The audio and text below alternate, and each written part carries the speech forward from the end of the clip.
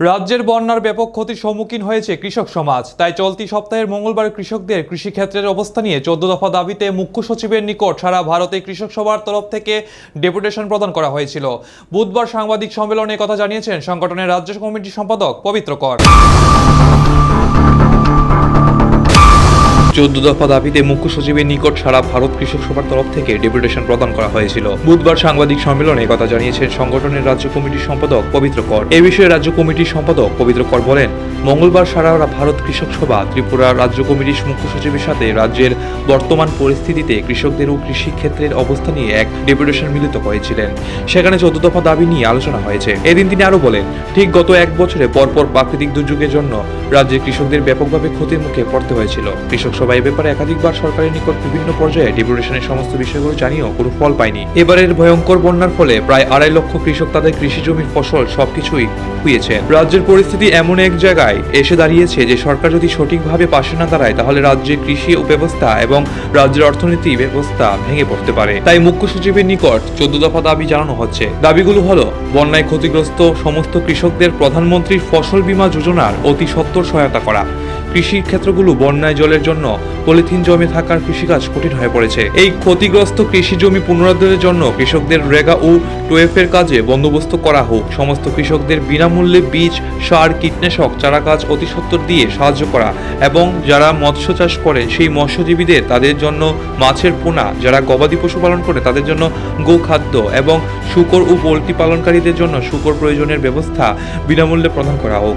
পাশাপাশি বন্যায় ক্ষতিগ্রস্ত সেচ ব্যবস্থাকে যত তাড়াতাড়ি সম্ভব মেরামত করে কৃষকদের ব্যবহারের উপযোগী করে তোলা। ক্ষতিগ্রস্ত কৃষকদের প্রয়োজনীয় অন্তর্বর্তীকালীন আর্থিক সহায়তা দিতে যাতে তারা কৃষিকাজ শুরু করতে পারে। ত্রিপুরা পার্বত্য এলাকায় ক্ষতিগ্রস্ত উপজাতিদের স্বার্থে তাদের জুম চাষের জন্য প্রয়োজনীয় আর্থিক সাহায্য দিতে হবে। বন্যায় পুকুরগুলো ব্যাপকভাবে ক্ষতিগ্রস্ত হয়েছে, এগুলো পূর্ববৎ অবস্থায় আনতে প্যাকেজ ঘোষণা করা হোক। শাক সবজি উৎপাদনের জন্য, ফল ফুল বাগিচা কৃষির জন্য কৃষির বিনামূল্যে প্রয়োজনীয় বীজ ও চারা গাছ প্রদান করতে হবে। বন্যায় সার কীটনাশক দিতে হবে। বন্যায় ক্ষতিগ্রস্ত নষ্ট হয়ে যাওয়া জলাশয়ে যে কৃষকদের বিনামূল্যে প্রয়োজনীয় মাছের পোনা সরবরাহ করা, ফুলকপি, বাঁধাকপি, বেগুন, কাঁচা লঙ্কা ইত্যাদি সবজি উৎপাদনের বিশেষ ব্যবস্থা গ্রহণ করা এবং কৃষকদের জন্য সুদহীন ব্যাংক ঋণের ব্যবস্থা করা হোক। জল যখন আস্তে আস্তে যখন নামছে, স্বাভাবিক অবস্থায় যাবে, এই ক্ষতির পরিমাণটা আরো বেশি আসবে। প্রায় 25 থেকে 30 হাজার জমিয়া তাদের জমির ফসল কাটার সময় এটাও প্রায় সম্পূর্ণভাবে, যদিও বন্যা না, প্রবল বৃষ্টিতে এই জুম প্রায় শেষ হয়ে গেছে। মাটির ধসে এগুলি আর নেই কিছুই আর কি। জমে শুধু ধান না, তাদের সবজি, বিভিন্ন ফল, তুলা, কাপাস ইত্যাদি সবই নষ্ট হয়েছে। এই বিষয়টা আমরা, আমাদের কাছে যে তথ্য এখন পর্যন্ত এসছে তার ভিত্তিতে আমরা খুব জরুরি ভিত্তিতেই আমাদের মুখ্য সচিবের কাছে গতকালকে আমরা বিকেলবেলা 5টা নাগাদ আমরা ডেপুটেশনে মিলিত হই। 14 দফার দাবি আমরা সামগ্রিকভাবে উপস্থিত করি মুখ্য সচিবের নিকট। এই দাবিগুলির মধ্যে প্রধানত যে আমরা বলেছি ওনাকে যে এর আগেও 2-3 বারের মতো এরকম বিভিন্নভাবে কৃষকরা ফসল ক্ষতিগ্রস্ত হয়েছে, যদিও একটিবারের জন্য কিছু টাকা দেওয়া হয়েছে ডিজাস্টার ম্যানেজমেন্ট তহবিল থেকে আর কি, কিন্তু বাকি দুটো কিন্তু দেওয়া হয়নি। আমরা বারবার তখন কৃষিমন্ত্রী, খাদ্যমন্ত্রী, কৃষি দপ্তরের আধিকারিক, একেবারে নিচের স্তর পর্যন্ত আমরা গিয়েছিলাম, ডিএমদের কাছে আমরা গিয়েছিলাম। সেই জায়গায় দাঁড়িয়ে আমরা বলেছি এবং উনি আমাদের এই 14 দফার দাবি মূলত এটা পড়েছেন, পড়ে মন্তব্য করেছেন। আপনারা তো খুব কারেক্টলি এই টোটাল বিষয়টা তুলে এনেছেন এবং সবগুলি খুব যথার্থ। আজকেই মুখ্যমন্ত্রীর মিটিং আছে, এই বন্যা নিয়ে মিটিং হবে, ডিএমদেরও ডেকেছেন, আমাদের সবাইকে ডেকেছেন। আমরা তাদের সঙ্গে এই মিটিংয়েও আমি এই বিষয়গুলো উপস্থাপিত করব, এই বিষয় নিয়ে আলোচনা। এবং পরবর্তী সময়তে কৃষি দপ্তর, হর্টিকালচার, তারপরে হলো আমাদের ফিশারিজ, অ্যানিমাল হাজবেন্ডারি, মৎস্য, এই সমস্ত দপ্তর নিয়ে আমি আলাদা করে একটা মিটিং করব আপনাদের এই বিষয়গুলো আমি নোট করে করে সবাইকে পাঠাবো, যাতে সমস্ত দিক থেকে এই বিষয়গুলো উঠে আসে।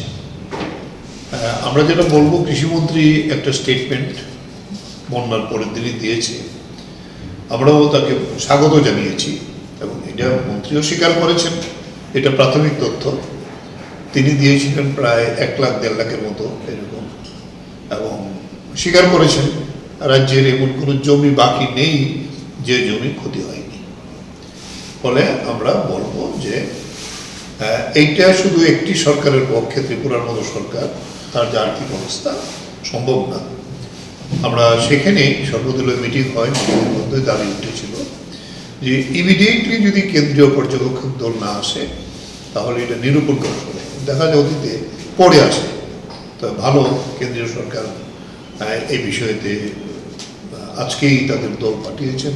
আমরা দেখলাম 4-5টি দপ্তরকে নিয়ে মিনিস্ট্রি এটা টেক আপ করছেন।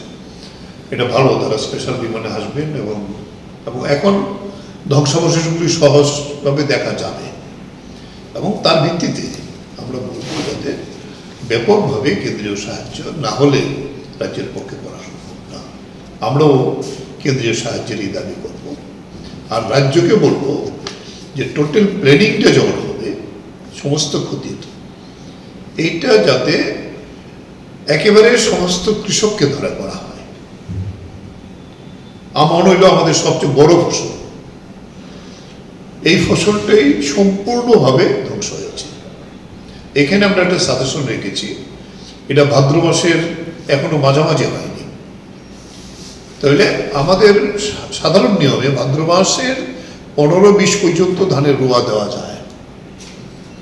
অতীত আমাদের সরকার, বামপন্থী সরকার যখন ছিল, এরকম বন্যা হয়েছিল যে আমরা বলবো যে ক্যাশ টাকাটা তো ইমিডিয়েট দিতেই হবে তাদেরকে রক্ষা করার জন্য, কিন্তু ফসল যদি করতে হয় তাহলে ফার্স্ট যে কাজটা করতে হবে ইমিডিয়েটলি ব্যাপকভাবে রেগা কিংবা শহরের বিভিন্ন জায়গাতেও তো জমি আছে, এর জন্য টোয়েব দিতে হবে, যাতে পলি এবং বালি গার্বেজ, আমরা দেখে আসলাম বিভিন্ন জায়গাতে মিউনিসিপ্যাল গার্বেজও গিয়ে জমিতে পড়ে গেছে, নদীতে তো সবই ভেসে আসে।